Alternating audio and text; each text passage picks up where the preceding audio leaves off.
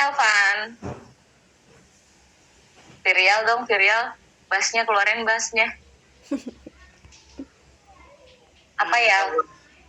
Kalau denger SOP itu pasti tuh mikirnya kayak tentang kayak cara atau misalkan penggunaan dari suatu mesin gitu Bu, kayak tata cara penggunaan atau sebagainya. Oke, Evan. Apalagi salsa, SOP. Pertama kali saya dengar SOP yang di otaknya salsa menerjemahkannya SOP itu apa? Ya kayak pengertian dari SOP sendiri itu kan standar, jadi kayak kepikiran standar ngelakuin sesuatu gitu Bu. Fitri, apa Fit?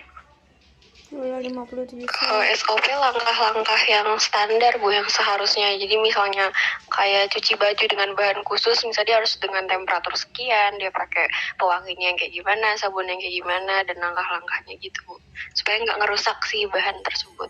Oke. Thank you Fitri.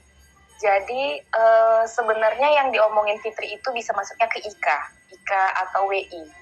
IKA itu instruksi kerja atau di bahasa Inggrisnya work instruction ya. Nah, jadi nanti kita akan lihat perbedaannya apa sebenarnya SOP sama IKA itu. Ini kita fokusnya rada-rada klip-klip matanya karena ini teorinya lumayan banyak deh. SOP bener ya yang disampaikan sama Fitri, sama Salsa, sama Virial ya, tentang SOP itu sendiri adalah langkah-langkah kayak gimana kita how to do-nya untuk kita melakukan sebuah aktivitas, baik dari penggunaan alat dan mesin, baik dari misalnya tata cara kalau kita mau masuk ke rumah sakit ya, tata cara rawat biasanya ada tuh SOP-nya gimana. Kita ke kelurahan mau bikin SIM atau mau bikin SIM ke kelurahan, mau bikin ini KTP misalnya kayak gitu kan. Nah, itu kita ke kelurahan. Nah, itu ada biasanya ada dikasih kayak banner yang isinya adalah SOP. Gimana caranya bisa kita jadi nggak hanya penggunaan mesin Virial. SOP itu tadi apa? Kalau kita sederhanakan lagi, standar yang mengatur tentang tata cara atau urutan langkah kerja untuk kita bisa melakukan suatu aktivitas sesuai sama prosedurnya. Selanjutnya, pertujuannya untuk apa sebenarnya adanya SOP? Biar seragam tuh. Misalnya Virial, Fitri sama Salsa kerja di satu perusahaan. Mereka akan membuat produk Tamiya gitu ya. Produk Tamiya terus menggunakan mesin misalnya gitu. Jadi dari mulai persiapan dan sebagainya itu kalian yang handle. Kalau tidak ada SOP penggunaan mesin tersebut, antar Virial, antar Salsa, antar Fitri, kalian bertiga pasti akan menghasilkan output produk Tamiya yang berbeda-beda. Benar apa benar? Benar apa benar? Benar. Benar Bu. Yes, ya, gue dapet ya logikanya. Nah, asal usul dari mana? Pertama itu ada, jadi di SOP itu ada tugas rutin yang mengandung resiko. Misalnya contoh lagi SOP penanggulangan kebakaran, SOP medik, dia itu penanganan pasien tuh kayak gimana, kesehatan, teknik lingkungan penyelamatan, seperti itu. Jadi ada kaitannya sama mutu ya, karena kalau tidak ada SOP maka produk yang akan dihasilkan oleh rating sektor atau kemampuan yang berbeda-beda dari setiap SDM itu akan juga menghasilkan yang berbeda-beda. Sudah ada SOP aja bisa jadi berbeda, apalagi tidak ada SOP. Oke, definisi kita tekan. Sekarang ini ya. Kita pakai definisinya Rudi M. Tambunan aja karena SOP dari definisi yang di share sama beliau itu ringkas dan pemilihan kosakatanya lebih gampang untuk dimengerti. Pedoman yang berisi prosedur-prosedur standar operasi yang digunakan untuk memastikan keputusan langkah atau tindakan penggunaan fasilitas pemprosesan dilaksanakan oleh orang-orang dalam satu organisasi adalah berjalan secara efektif, efisien, standar, konsisten, sistematis. Oke, dapat dipahami ya. Lanjut. Bisa lanjut. Saya mau dengar suara Ferdi. Bisa Ibu, lanjut Bu. Oke. Ferdi dulu nih. Andika boleh bantu saya untuk bacakan ini. Untuk siapa sebenarnya SOP itu dibuat? Andika boleh bantu saya untuk baca?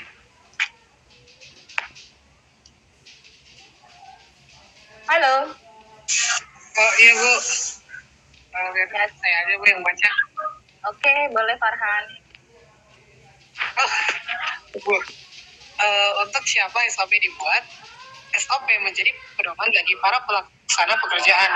Ini bisa berarti para karyawan produksi, resepsionis, office boy, supir, administrasi di kantor, pabrik atau gudang, supervisor dan manajer.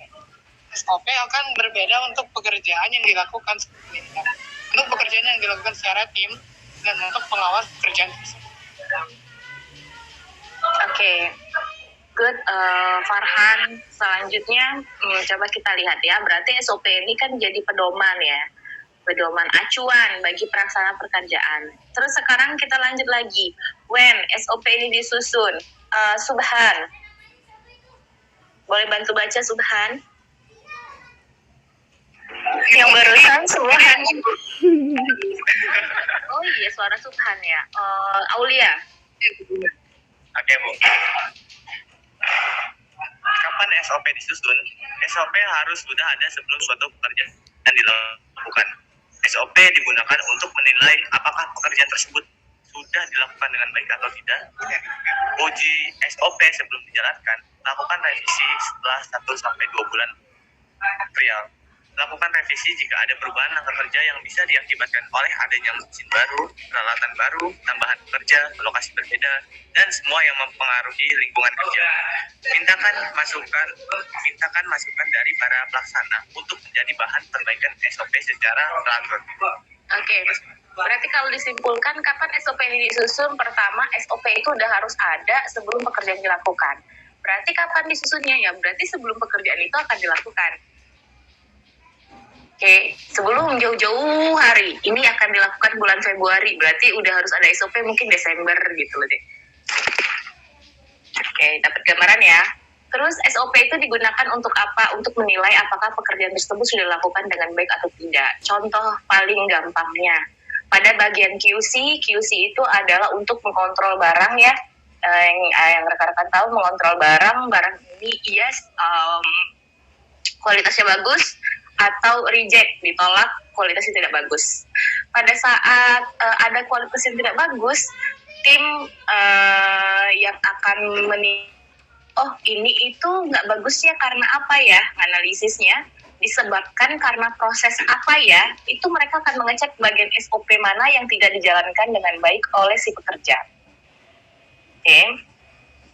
Terus, apakah SOP itu bisa dievaluasi? Bisa deh. Ingat ada 4 prinsip kalau di ilmu industri. PDCA. PDCA itu P-nya adalah plan, D-nya adalah do, C-nya adalah check, E-nya adalah action.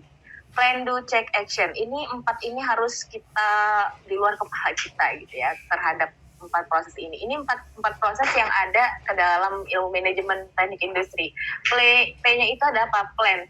Jadi kita merencanakan sesuatu, bisa kita gunakan juga dalam kehidupan sehari-hari. Kita melakukan sesuatu, kita lakukan aktivitas sesuai dengan apa yang kita rencanakan. Oke. Setelah kita lakukan aktivitas tersebut sesuai rencana, terus kita cek apakah yang sudah kita tulis sebelumnya sudah benar-benar kita laksanakan atau belum. Kalau misalnya belum, berarti kita action, kita lakukan perbaikan. Kalau misalnya ternyata sudah, ya udah kita tinggal repeat again. Plan, do, check, action. Plan, do, check, action. Jadi sebenarnya plan, do, check, action bukan cuma di dunia industri ya, di kehidupan kita pribadi itu sangat amat dibutuhkan. Pengetahuan tentang plan, do, check, action. Plan, merencanakan hari ini to-do list-nya ngapain aja ya gitu. Terus abis kita rencanakan, bangun tidur tuh kita udah langsung bikin PDCA-nya apa.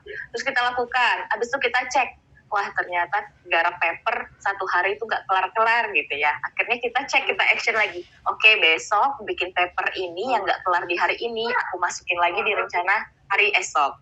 Rencana yang nggak bisa selesai di 2022, kita masukkan lagi di 2023. Gitu terus PDCA. Oke, terus habis itu ketika kita sudah melakukan revisi, kita sudah menguji sebelum dijalankan, apakah kita bisa melakukan konsultasi sama atas kita, sama atasannya kita, manajer kita, dan sebagainya, itu bisa nggak? Sangat bisa, dan malah sangat dianjurkan. Karena apa? Ketika bikin SOP itu kan standar ya, Dek. Jadi kalau misalnya ketika kita bikin standar, pihak pimpinan kita atau manajemen kita itu tidak mengetahui standar-standar tersebut, dan ternyata nanti di bawah ada kesalahan, itu mereka tidak akan mau bertanggung jawab. Padahal yang bertanggung jawab untuk overall, untuk semuanya dalam perusahaan itu adalah pimpinan atau manajerial tadi. Jadi kita boleh melakukannya. Teknisnya kayak gimana ketika kita minta masukan? Biasanya akan dilakukan FGDD, Focus Group Discuss yang mengundang, menginvite para pemimpin, terus yang menginvite pekerja langsung, operator, yang menginvite petugasnya. Jadi ya dikasih pertanyaan yang sama terhadap masing-masing personal, terus habis dikasih pertanyaan yang sama, jawabannya ditulis. Terus nanti kalau ada jawaban yang berbeda, si penanya pun akan langsung mengklaster jawaban-jawaban tersebut, baru dilakukan action untuk perbaikan SOP. Seperti itu. Misalnya contohnya kayak gimana? Misalnya nih, bangun tidur mau langsung mandi, ya step by stepnya misalnya kita bikinin SOP-nya nih. SOP menjadi pribadi yang baik gitu. Dari mulai bangun tidur, mandi, ketika di mandi itu apa yang kita lakukan? Kita copotin pakaian, habis itu kita baru pakai sabun, kita siram dulu badan kita, baru kita pakai sabun, benar ya? Nah, kalau SOP yang dibikinnya kebalikannya, misalnya dalam mandi itu yang pertama pakai sabun dulu, habis itu baru disiram, habis itu pakai sabun lagi, habis itu disiram lagi, baru pakai handuk misalnya gitu ya, Dek. Itu akan dicek apakah dengan SOP A atau B ini waktu yang dihabiskan itu berapa lama. Dicek lagi efisiennya dari si SOP tersebut. Nah, itu juga salah satu contoh ya, ngerevisi SOP itu nggak dibutuhkan, tapi nggak yang harus 1 bulan sekali, enggak, 1 tahun sekali boleh. Patokan kita apa parameternya, ya bisa efektivitas, efisiensi, satisfaction, itu boleh kita pakai sebagai parameter SOP tersebut dibilang bagus gitu ya. Kita lanjut ya. Oke, siapa yang menyusun SOP? Jelas, pertama adalah author atau penulisnya ya. Yang kedua, pelaksana di lapangan atau employee-nya atau operatornya. Terus pengawas di lapangan, supervisor, atasan pengawas, maaf ya saya sendawa, manager. Ketika kita mempersiapkan SOP, apa aja langkahnya? Boleh dibantu Galang? Bacakan. Untuk persiapan SOP-nya, yang pertama itu SOP disusun tim penyusun SOP yang memiliki pengetahuan dan pengalaman dalam bidangnya. Yang kedua, SOP harus tertulis, menjelaskan secara singkat langkah demi langkah dan dalam tampilan yang mudah dibaca dan dipahami. Oke, SOP disusun sama tim SOP memiliki pengetahuan, pengalaman dalam bidangnya, SOP harus tertulis ya. Secara singkat, nggak boleh bertele-tele. Misalnya kita bikin buku, ambil kertasnya, kemudian kertas diambil, kertasnya diukur dengan baik dan seksama. Setelah diukur, nah itu kan sangat bertele-tele. Nah itu tidak boleh ada di SOP yang kayak gitu. Ada kita jadi redaksional, pemilihan kata-katanya pun ya harus singkat. Ada subjek, ada predikat, ada objek, harus jelas. Terus harus ngurut sesuai langkah demi langkah. Jadi biar bisa mudah dipahami nih. Misalnya ada kunjungan tiba-tiba ke bengkel cetak offset. Terus mereka melihat SOP-nya, mereka harus menggunakan mesin SOP-nya, mesin yang ada di kampus. Mereka lihat tuh SOP penggunaan mesinnya. Mereka yang pertama kali ngelihat, terus mereka nggak paham. Itu yang disalahin siapa deh? Halo? Pembuatnya, Bu. Yes, pembuat SOP-nya. Jadi makanya kalau kita bikin SOP, kita harus tahu dulu nih calon pekerjanya, calon pengguna mesin tersebut, orangnya siapa, background pendidikannya apa, yang kayak gitu. Jadi kita menyesuaikan redaksional SOP tersebut. Nanti kita akan lihat tuh, ada SOP ketika di warga di desa, nanti coba kita lihat nanti ya, di kelurahan. Itu lebih ringkas, tapi detail nanti kita coba lihat ya. Ini jenis-jenis SOP, saya akan percepat ya Dek, ada 57 slide, tapi insya Allah semoga ritmenya tetap enak. Pertama sederhana itu dia cuma cerita tentang langkah-langkahnya aja Dek, ringkas, terus hanya memerlukan sedikit keputusan. Ada hierarki, langkah-langkahnya rinci, panjang, konsisten. Ada flowchart tahu kan ya? Halo? Tahu. Tahu Ibu. Tahu ya flowchart itu yang kayak gimana. Nah, ini kita akan lihat lagi. Sekarang kita lanjut. Ada 3 sederhana hierarki flowchart.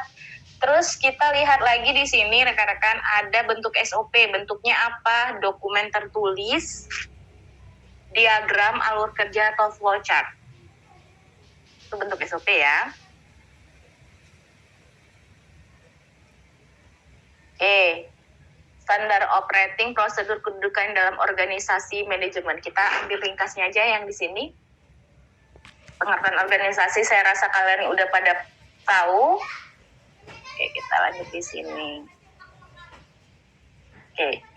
Di sini, biasanya aktivitas operasional manajemen dalam organisasi, dalam perusahaan itu semua aktivitas kita di PNJ untuk mendukung siapa? Mendukung visi misi dari direktur misalnya gitu. Bener nggak? Halo. Yes. Apapun kalau kita nih di Indonesia, kita apapun aktivitasnya, proker, program kerja yang dilakukan, yang ditulis sama menteri dan sebagainya, itu mereka bisa buat kalau sudah tahu visi misi dari atasan, visi misi dari presiden, baru mereka buat tuh program kerjanya apa-apa aja. Kayak gitu juga di sini deh, aktivitas operasional manajemen organisasi itu untuk mewujudkan visinya, mereka melakukan apa? Biasanya dituangin dalam prosedur yang dibakukan, namanya SOP. Tujuannya untuk apa nih? Tujuannya agar perusahaan tersebut kerjanya efektif, kerjanya efisien. Kalau sudah efektif, kalau sudah efisien, apalagi tujuannya puas. Siapa yang puas? Si penggunanya. Kalau di perusahaan produk berarti penggunanya adalah customer, and customer-nya. Kalau misalnya di kelurahan berarti yang puas siapa? Masyarakatnya. Okay. Kalau presiden berarti kalau dia bikin tujuannya bernegara tuh berarti apa? Puasnya siapa yang puas? Rakyatnya. Nah itu tuh kita bakal mengejar ini untuk di SOP itu. Dia menjalankan misi untuk mewujudkan visi. Oke, kita lanjut lagi ya. Clear ya Dek? Clear nggak? SOP itu dalam manajemen organisasi. Clear? Halo, clear Ibu. Oke. Selanjutnya ya. Ini nggak begitu nih kalian. Oke, sekarang ini. SOP kalau dalam kerangka sistem mutu. Kalau kita pakai teori dari kakek buyut kita, Vincent, dia sempat di tahun 97, kakek buyut ya, kakek kita ya, mendefinisikan mutu itu performa dari suatu produk, keandalan produk dalam penggunaan, estetika dan sebagainya. Itu dia menyampaikan mutu tersebut seperti itu. Mutu itu akan terwujud deh kalau misalnya mempunyai si penggunanya dalam proses pembuatan produk, dalam proses menjalankan misalnya dia bisnisnya jasa, di prosesnya itu mereka mempunyai standar yang dibakukan atau SOP untuk apa? Untuk agar karyawannya yang melakukan proses tersebut bisa menghasilkan produk atau output yang sama. SOP angkat telepon, pernah dengar nggak? Pernah nggak? Jadi kalau rekan-rekan perhatiin, ketika di CS itu rata-rata mereka dengan suara yang berbeda-beda tapi isi redaksionalnya sama. Kenapa? Karena itu sudah di SOP-kan.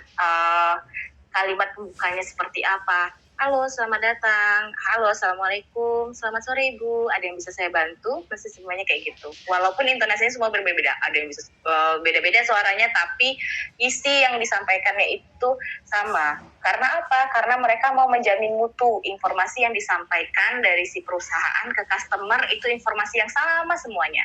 Sapaan yang disampaikan dari si pekerja ke customer itu sama sapaannya. Selamat pagi, ada yang bisa dibantu? Kira-kira apakah ada yang masih belum bisa Ibu lakukan? Ada yang bisa saya bantu lagi? Seperti itu biasanya. Untuk apa? Untuk menjamin mutu deh. Oke, sekarang itu ya kaitannya antara SOP sama jaminan mutu. Oke, sekarang kita bisa lanjut ke manajemen mutu. Nih, oke. Manajemen mutu itu semua aktivitas dari fungsi-fungsi manajemen untuk menentukan apa kebijakan mutu. Dia melakukan apa? Dia mengimplementasikan atau menerapkan penggunaan alat-alat seperti rencana mutunya, kendali mutunya, pemastian mutunya, perbaikan mutunya dalam kerangka sistem mutu. Biasanya ada yang terkenal dengan PDCA yang tadi ya, Plan, Do, Check, Action. Ini sistem mutu.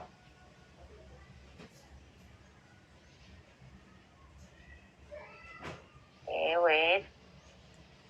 Nih, tagline SOP dalam mutu. Jadi ada prinsipnya deh. Prinsipnya itu tulis apa yang dikerjakan, kerjakan apa yang ditulis. SOP itu biasanya hadir setelah aktivitas atau sebelum aktivitas. Dua-duanya bisa. Kemungkinan dua-duanya itu bisa. Idealnya sebelum aktivitas.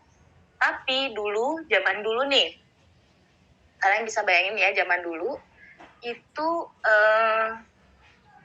kayak gimana caranya mereka bisa membuat gelas. Kebayang nggak orang-orang zaman dulu kok bisa ya muncul gelas? Kebayang nggak deh? Produk gelas, produk piring, produk sendok gitu. Kebayang orang zaman dulu kok bisa ya mereka bikin kayak gitu. Mereka melakukan action dulu ya tanpa SOP apapun. Bener nggak deh? Betul, Bu. Terus ketika mereka buat, kok beda ya buatannya Ferdi sama buatan ini. Mereka ada proses berpikir di situ. Kok beda ya? Kok nggak seragam ya bentuknya, tinggi gelasnya, dalam gelasnya, kok nggak sama ya? Akhirnya mereka menulis apa yang mereka lakukan ketika membuat gelas masing-masing. Mereka menulis apa yang mereka kerjakan, apa yang sudah mereka kerjakan dalam membuat gelas itu. Terus besoknya mereka melakukan lagi apa yang mereka tulis itu. Jadinya seragam tuh. Apa yang mereka tulis tadi, langkah-langkahnya, itulah yang disebut dengan SOP. Sampai sini clear rekan-rekan semua asal-usul SOP itu dari mana? Clear, Ibu. Kita sekarang lanjut.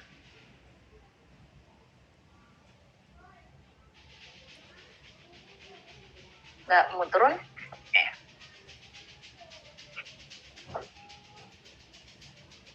Turun nggak deh slide-nya? Turun, Bu. Turun? Oke. SOP yang efektif itu SOP-nya kayak gimana? Pertama, dia menjalankan visi misi organisasi. Terus memenuhi kriteria manual SOP, memahami hambatan-hambatan dalam penyusunan dan implementasi SOP. Ini SOP yang efektif.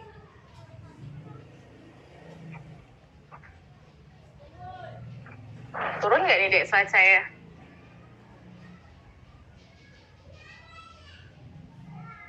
Turun Ibu. Oke, spesifikasinya kayak gimana? Pertama,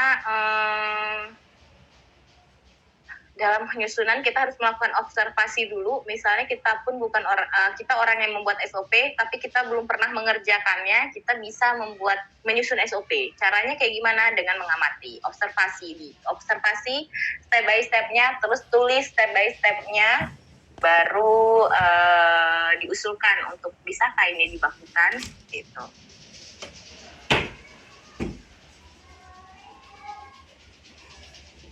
Lengkap prosedur ya, syarat-syarat SOP jelas dan mudah, dia dapat dicerna dengan baik, tidak menimbulkan banyak tafsiran atau ambiguitas makna ganda. Slide-nya sudah turun Dek. Ya. Mana kuciran aku tuh? Turun Ibu.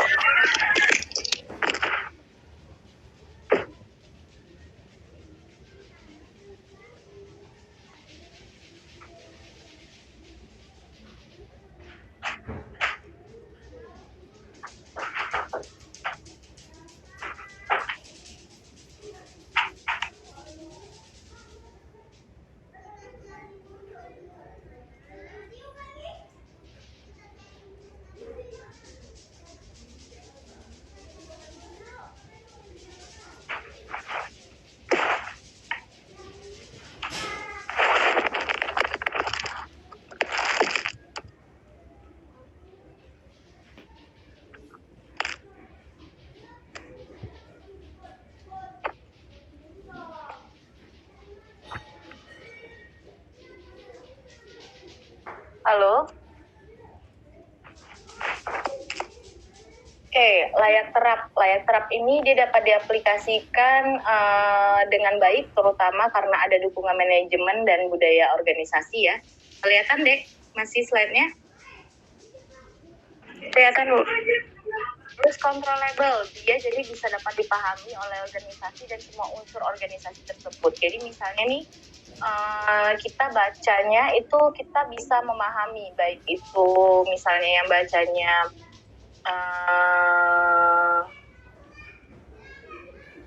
OB, baik itu misalnya direktur, baik itu sekretaris jurusan, baik itu teknisi, baik itu dosen, mereka bisa memahami SOP tersebut.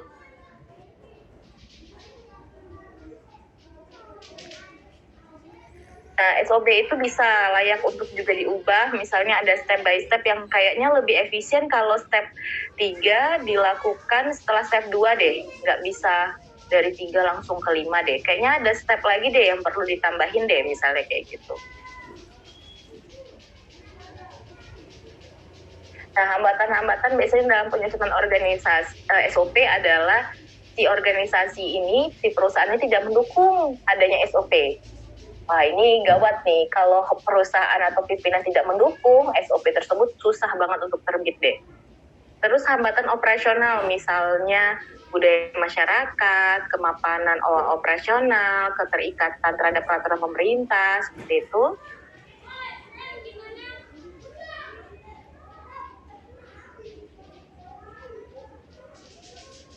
Nah, ini tipsnya siapa kita dalam membuat SOP itu kita harus membayangkan siapa pengguna dari SOP itu sendiri. Terus habis itu yang tadi ya, yang kita tulis apa yang kita kerjakan dan kita kerjakan apa yang telah kita tulis.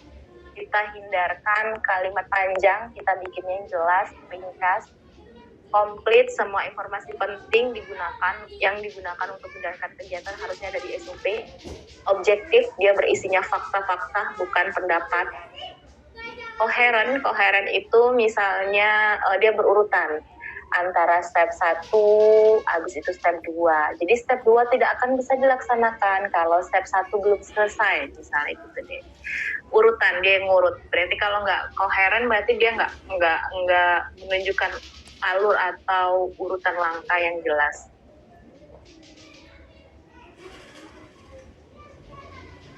Memulainya itu dengan kata kerja dan hindari kalimat pasif. Terus kita buat draft terlebih dahulu.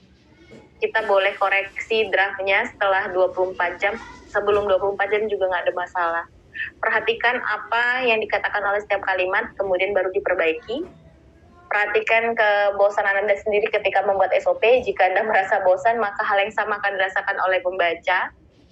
Misalnya tadi kan ada 3 tuh jenis SOP. Ada apa aja? Sederhana, ada hierarki, ada satu lagi, ada dia bentuknya diagram ya.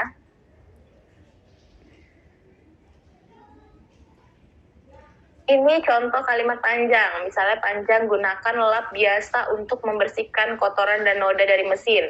Atau keringkan dengan lap tebal jika ada bagian yang basah. Kalau pendeknya apa? Subjek, predikat, objek, keterangan. Gitu aja ya, Dek. Gunakan lap biasa untuk menghilangkan kotoran. Gunakan lap tebal untuk mengeringkan bagian yang basah. Lebih gampang dipahami yang mana, Dek? Yang panjang atau yang pendek?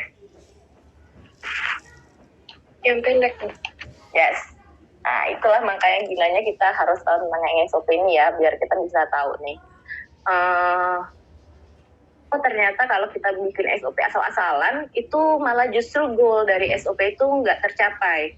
Goalnya apa? Orang-orang bikin SOP, goalnya adalah agar mudah dipahami, agar seragam, agar konsisten ya. Tapi kalau misalnya itu nggak terpenuhi, berarti tujuannya sendiri nggak dapat ya. Kenapa? Karena mungkin nggak jelas tadi dalam penyampaiannya. Ini contoh yang jelas sama yang tidak jelas. Yang tidak jelasnya, berat dari hafal yang dihasilkan harus dicatat di dalam buku laporan hasil produksi. Jelasnya, catat berat hafal yang dihasilkan di buku laporan hasil produksi. Mana yang lebih enak deh? Yang kalian dalam baca cepat itu udah tahu tujuannya yang mana? Yang mana? Yang catat duluan. Yes. Poinnya duluan yang kita sampaikan. Misalnya kita mau mengukur nih. Ukur berat produk ke dalam timbangan misalnya gitu. Kita nggak yang ambil produk tersebut, kemudian kita ukur dengan menggunakan timbangan. Itu kayak bertele-tele gitu kan ya, Dek. Tapi kalau misalnya kita ukur berat produk menggunakan timbangan A misalnya gitu, itu kayaknya lebih jelas. Benar? Ini contoh lagi bertele-tele sama ringkas, Dek. Ini bertele-tele, ringkasnya seperti ini. Kita kasih contoh lagi ya. Sebentar. Saya kasih contoh lagi. Oke, sebentar. Ini di sini ada format SOP. Pertama adalah nama modul atau SOP tersebut, misalnya modulnya penggunaan mesin A, misalnya. Tujuannya apa, ruang lingkupnya apa, referensinya apa, sarana apa, prosedur kerjanya kayak gimana, baru flowchart. Ini dia milih flowchart, tapi kalau milih sederhana aja juga bisa. Ini idealnya ya, ini kita ngomong SOP ideal. Biasanya yang sering saya lihat, yang paling sederhana, dia ngasih ini SOP-nya apa, tujuannya nggak ada, ruang lingkupnya nggak ada, langsung ke prosedur kerja berbarengan sama flowchart.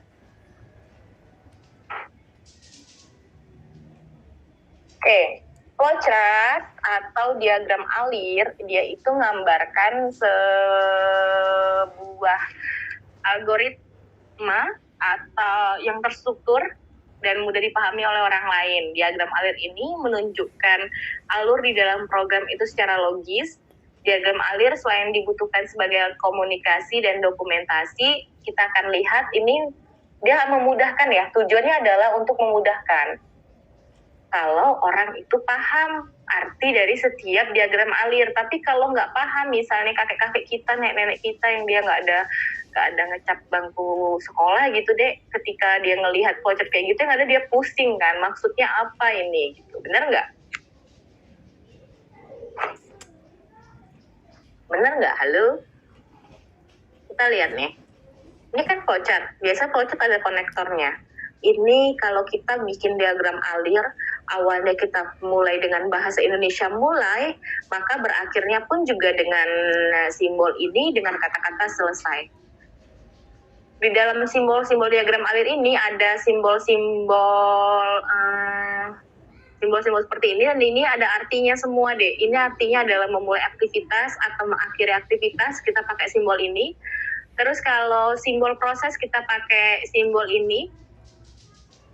Simbol dia menghubungkan prosedur yang berbeda halaman, kita bisa pakai simbol ini. Menghubung prosedur dalam satu halaman. Misalnya halaman 1 ternyata dia masih kurang, kita hubungkan lagi pakai ini. Jadi biar si pembacanya tahu, oh ini ada lanjutannya nih. Ini dokumen, artinya ini multi dokumen. Ini kegiatannya manual, ini berarti ada transfer data di sini. Terus ada input manual, ada proses input, ada kartu. Ini ada decision ya, yang belah ketupat, artinya adalah apakah produk tersebut misalnya datanya cukup. Kalau cukup misalnya dia tanahnya ke bawah, nanti kita coba lihat, ada kayaknya tadi ada di slide ini ada contohnya.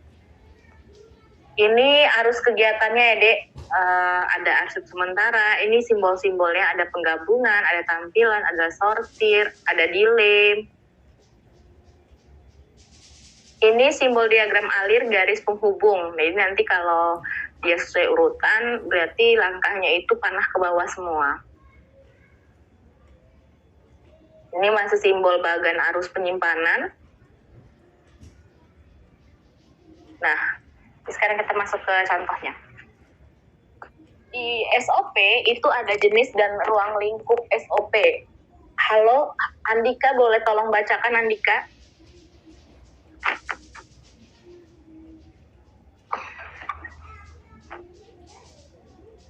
Halo, Andika. Sebentar Bu.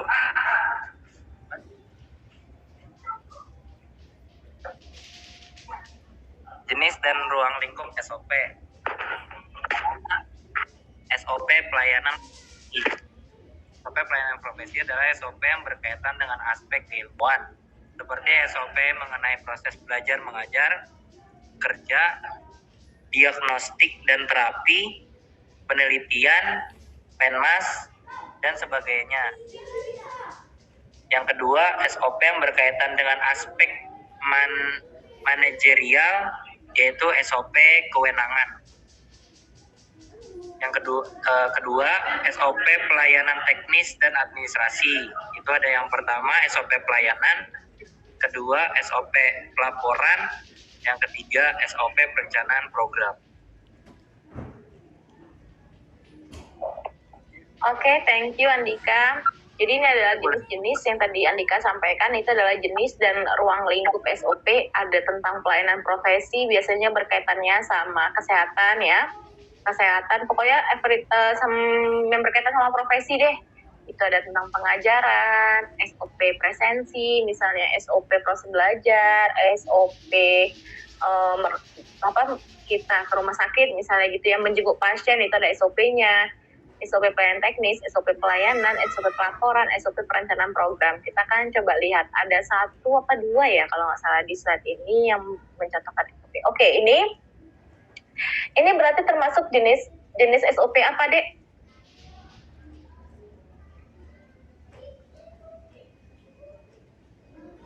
Elvan, jenis SOP apa, Elvan? Sederhana. Gaica, jenis SOP apa, Gaica? SOP sederhana ya, Bu? Yes, benar. SOP sederhana. Deg-degan nggak kalian saya panggilin tiba-tiba? Sedikit. Oke, karena ini banyak deh, kalau nggak dipanggilin nanti kaliannya lost. Agung, boleh dibacain Agung? Boleh Bu. Oke. Contoh SOP. SOP pelayanan surat pengantar RT RW. Yang pertama mengisi form, yang kedua menunjukkan KSK, yang ketiga pemberian stempel RT, yang keempat pemberian stempel RW. Yes. Nah, kalau menurut Agung nih ya, kalau yang bacanya adalah kakek kita umur 68 tahun gitu. Kira-kira mereka paham nggak maksudnya?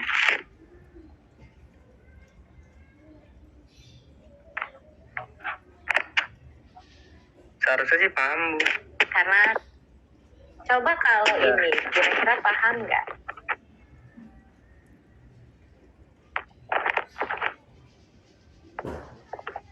Sorry. Oh, di slide satu lagi, di slide Ika kayaknya. Saya akan lihatinnya di slide Ika ya. Oke, di slide Ika. Nah, ini contoh SOP lagi. Nanti saya akan lihatkan ya yang flowchart tadi ya, Dek. Di slide satu lagi. Ini contoh SOP yang sederhana lagi. Misalnya petugas layanan terpadu tentang pakaian bagi wanita berjilbab rapi, ini juga termasuk SOP untuk petugas layanan terpadu. Oke. Sampai sini clear rekan-rekan semua, ada yang mau ditanyakan? Halo? Cukup jelas? Dari saya cukup jelas. Oke, saya minta kita break dulu, breaknya di saya. Jadi kalian silakan siap-siap untuk presentasi dua kelompok aja. Habis itu kita lanjut lagi ke IKA ya, Dek. Silakan, yang belum, kelompok siapa aja boleh raise hand.